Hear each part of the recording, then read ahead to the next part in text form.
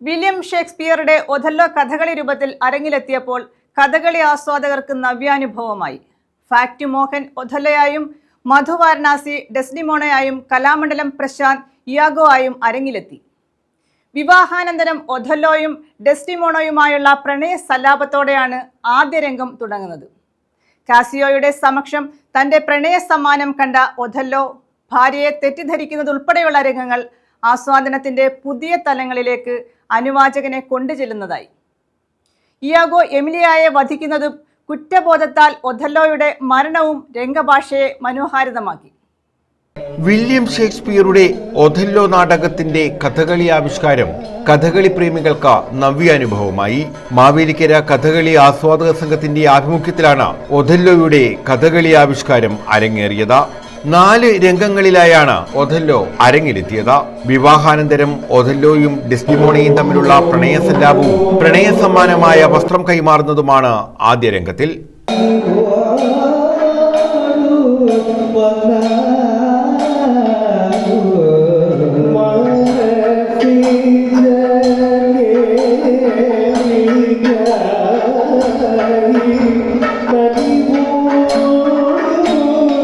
Iago ചതുരംഗം കളിച്ചുകൊണ്ടിരിക്കുമ്പോൾ Othello വന്ന വാർത്തയറിയുന്നതും പ്രഥമ സേനാനായകനായ ഒഥല്ലോയുടെ വളർച്ചയിൽ അസൂയാലുവായ ഇയാഗോ ഒഥല്ലോയെ നശിപ്പിക്കാൻ ഡെസ്ഡിമോണയെ കാമിക്കുന്ന റോഡ്രിഗോയെ കൂട്ടുപിടിക്കുന്നതുമായ രണ്ടാം രംഗം ആസ്വാദകരെ ഏറെ ആകർഷിച്ചു.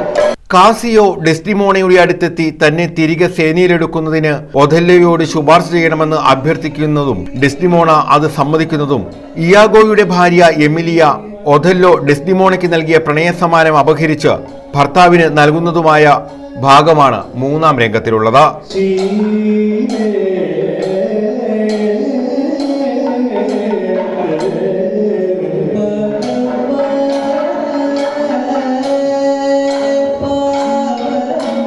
നാലാമത്തെ രംഗത്തിൽ ഡെസ്ഡിമോണയെ ഒഥല്ലോ അവഹേളിക്കുന്നതും എമിലിയ പ്രണയ സമ്മാനം മോഷ്ടിച്ച ചരിത്രം ഒഥല്ലോയെ അറിയിക്കുന്നതും ഇയാഗോ എമിലിയയെ വധിക്കുന്നതുമായ ഭാഗമാണ് 4-ാമതായുള്ളത്.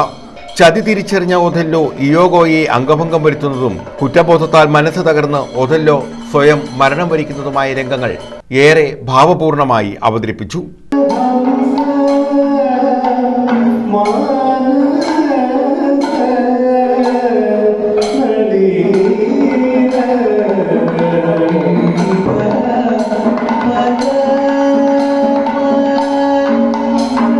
മാവേലിക്കര കഥകളി ആസ്വാദക സംഘത്തിന്റെ ആഭിമുഖ്യത്തിലായിരുന്നു കഥകളി അരങ്ങേറിയത്.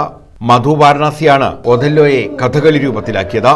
മധു വാരണാസി തന്നെ ഡെസ്ഡിമോണയായി വേഷമിടുകയും ചെയ്തു. ഫാക്ട് മോഹൻ ഒഥല്ലോയായും, കലാമണ്ഡലം പ്രശാന്ത് ഇയാഗോയായും, കലാമണ്ഡലം അരുൺ എമിലിയയായും, കലാമണ്ഡലം നിധിൻ ബാലചന്ദ്രൻ റോഡ്രിഗോയായും, കലാമണ്ഡലം വിശാഖ് കാസിയോ ആയും രംഗത്തെത്തി. ഏവൂർ കണ്ണമ്പള്ളിൽ കഥകളി യോഗമാണ് കഥകളി രംഗത്ത് എത്തിച്ചത്.